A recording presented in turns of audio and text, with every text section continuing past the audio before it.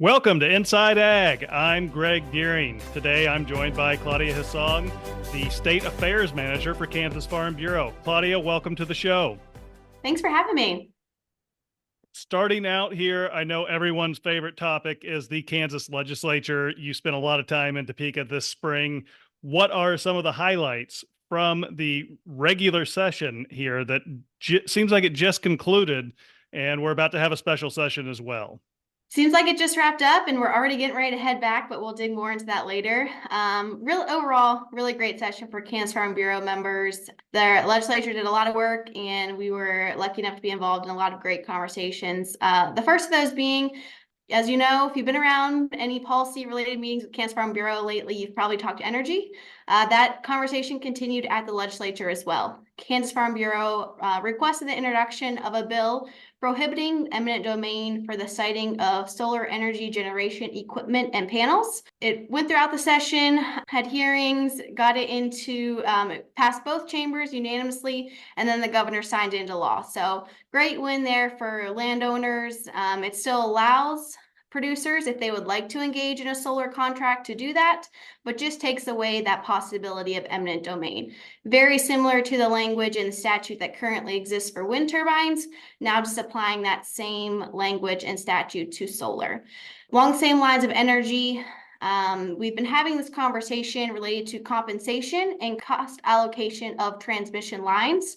So we introduced a bill beginning of the session requiring landowners to be compensated at 150% of fair market value when their land is taken through eminent domain for electric transmission lines. The bill didn't get a hearing, but overall, it really kickstarted the conversation on that cost allocation and what compensation to landowners should be. So we hope that this really continues to have that conversation as we think through who's paying for these transmission lines and what is the overall benefit to Kansas ratepayers and citizens for energy that's getting transported out of the state. So look forward to those conversations to continue. Second was tax relief, and we'll dig into that more a little bit later, but broad-based property tax relief was brought into the conversation. Kansas Farm Bureau is really appreciative of that. The legislature and Governor Kelly are still working on a compromise on tax relief, but Kansas Farm Bureau was really excited to see that broad-based property tax relief by reducing the statewide mill levy for K through 12 education. So this is an opportunity to provide all Kansans a property tax relief. So there are various proposals talked about throughout the session, ranging from $0.5 mil to a $2 mil reduction.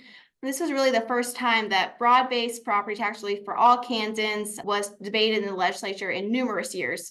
So really exciting for Farm Bureau members, and we'll continue to be involved in those conversations as they move forward. And then third, there were updates made to the Kansas Pesticide Act. These were updates made to get the Kansas Pesticide Act in accordance with EPA standards, and that bill has been signed into law. This bill was really important to agriculture producers because it keeps that primacy within the state of Kansas for Kansas pesticide regulation. It was really important to members that they get to continue working with the KDA instead of the EPA when it comes to pesticide regulations. So Kansas Farm Bureau worked with members through our ag advisory committees to ensure the bill did not over-regulate farmers and ranchers, while also maintaining the state primacy that is so important within Kansas. So the bill has been signed into law, so now we'll continue to work with KDA regulators on updating producers of the new guidelines, and we'll look for opportunities to partner on training and education opportunities and requirements that are now included within that new act.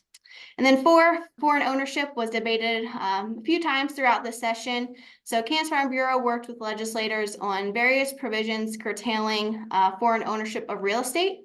The legislature ultimately passed a bill that creates the Kansas Land and Military Installation Protection Act.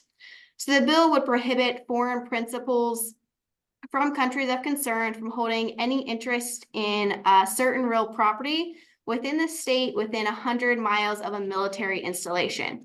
There are a few different proposals, but that's where the legislature ended up. Business groups and agriculture groups like Kansas Farm Bureau were successfully in previously amending the bill to allow businesses that are operating under the federal process with the Committee on Foreign Investment in the United States, so CFIUS, to maintain their operations within the state of Kansas if they have received clearance through the CFIUS process. There are numerous agricultural businesses in Kansas that provide benefit to farmers and ranchers through research and market opportunities that would have been forced to divest under the original bill. So we worked with some business groups and other agriculture organizations to make sure this bill does not have a negative impact on the agriculture industry and business communities in the state, but also trying to address national security issues that have surfaced. So that was passed at the very end of the veto session. The legislature sent it to the governor. She did veto it once the legislature is already adjourned. So that bill has been killed through that veto. There is an opportunity that they take it up in special session. But through interviews that we've seen with various legislative leaders, they don't anticipate bringing it back up. So likely to see foreign ownership continue into the 2025 legislative session. And then finally, there were a few other agriculture provisions that were included in various bundled bills, amending the definition of land devoted to agricultural use for property tax purposes to include properties that are registered agritourism facilities. So just ensuring that those facilities are classified as agriculture use and not commercial use. And then finally, prohibiting individual from making false statements to gain access to an animal or crop facility. And on the Pesticide Act, I think an important thing to note there is that while Kansas Farm Bureau was supportive of that from the very beginning, adding the piece back in that farmers and ranchers could barter for spraying services was a key component left out of there, thanks to the work of Claudia and some of our other friends in the agriculture sector. That was included in that, correct? Yes, that was something we heard loud and clear from our ag advisories, that reinstating that barter language that allows producers to barter for services with fellow producers was extremely important to them.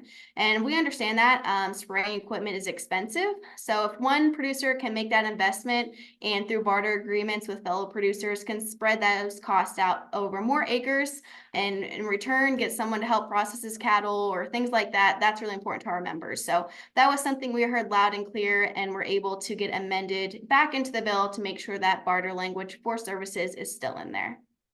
And Governor Kelly has called a special session, so you get to return to Topeka this summer, which I know is your favorite place to visit. This is specifically to address tax cuts that did not happen yet, although there have been several proposals out there. Can you kind of walk us through how we got to having a special session here? Was it June 18th that starts?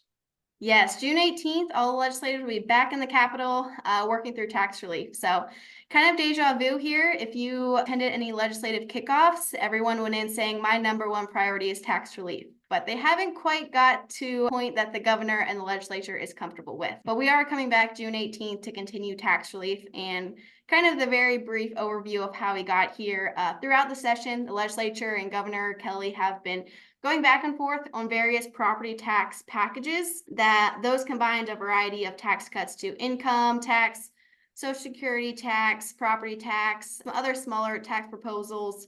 A few of those proposals even received a remarkable unanimous support from the House, which is very rare. I may never see that again in my lobbying career. So there were some tax packages that legislators were really fond of and really loved. But ultimately, between the House and the Senate and the governor, you got to get three bodies on board, and they just haven't found that match yet. When the legislature adjourned for the regular session of the 2024 legislative session, they sent a tax relief package to the governor. She vetoed that legislation. So lawmakers come back for veto session. They attempted to override that veto, but the Senate failed on that override veto by one vote, forcing the House and Senate tax conference committees to go back to the drawing board, start conversations again, and ultimately they crafted a piece of legislation that both chambers passed. So they sent to the governor and the legislature adjourned, sign and die, officially signaling the end of the 2024 legislative session.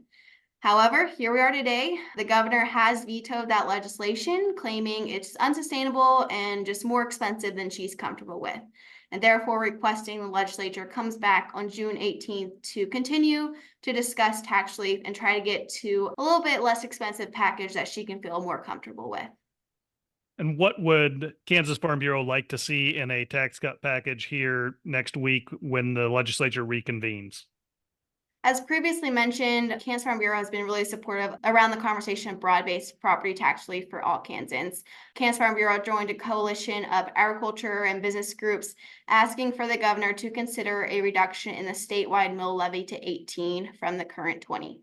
Property tax is really consistently something that we hear from our members that is something that they have to grapple with in their operations. While most of that property tax is levied at the local level, a reduction in the statewide mill levy is really an opportunity for the legislature and the governor to provide property tax relief to all Kansans.